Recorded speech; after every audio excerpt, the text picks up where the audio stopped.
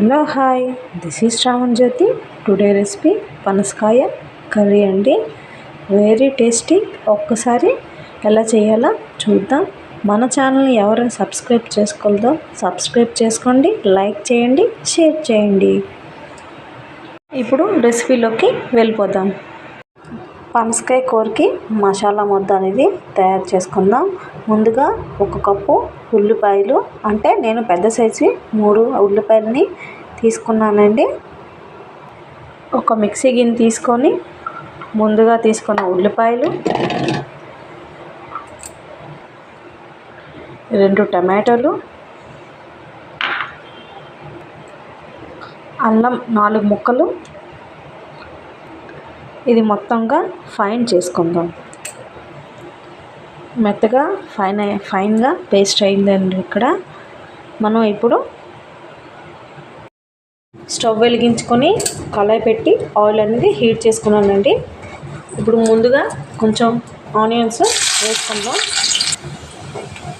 పచ్చిమిరపకాయలు, కరివేపాకు, ముందుగా ప్రిపేర్ చేసుకున్న పేస్ట్ని యాడ్ చేస్తున్నాను.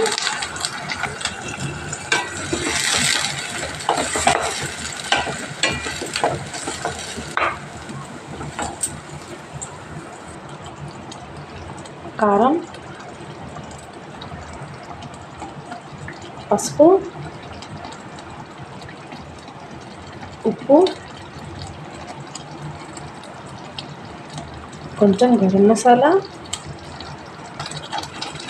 ఒక 5 మినిట్స్ మూత పెట్టుకుందామండి. సిమ్లో పెట్టుకొని ఒక 5 మినిట్స్ ఉంచుతాం.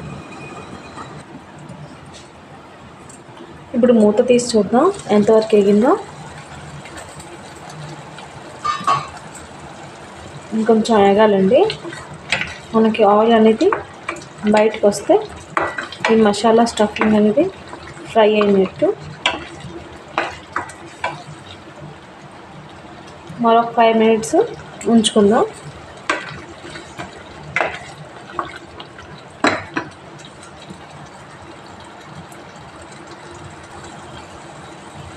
ఇందులో ధనియాల గుండ అనేది యాడ్ చేస్తున్నాను. ఈ మసాలా ముద్ద అనేది ఫ్రై అయిపోయిందండి. నేను ముందుగా ఉడకపెట్టుకున్న పనసకాయ ముక్కలండి, పసుపు ఉప్పేసి ఉడకపెట్టుకున్నాను. 2 విజిల్స్ వచ్చిందాక ఉడకపెట్టాను. అవి ఇందులో చూడండి పులిగంట విడిపినట్టు ఉడికించుకోవాలి. ఇందులో కర్రీలో అనేది వేసేసుకుందాం.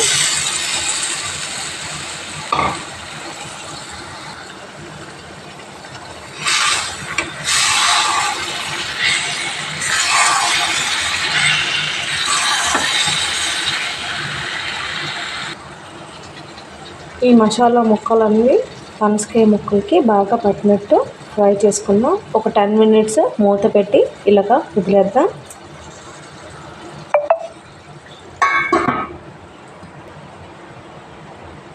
ఇప్పుడు మూత తీసి చూసుకుందాం.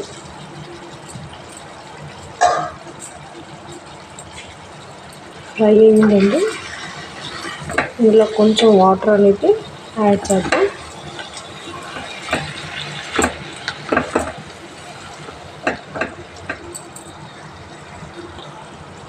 ఇందులో వాటర్ అనేది యాడ్ చేస్తున్నాను. వాటర్ యాడ్ చేసిన తర్వాత 15 మినిట్స్ దీన్ని మూత పెట్టి వదిలేద్దాం.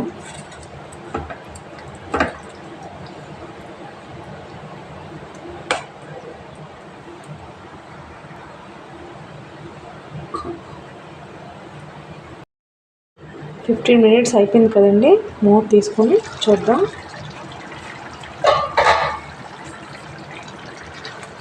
ఇంకొంచెం దగ్గరికి అవ్వాలండి.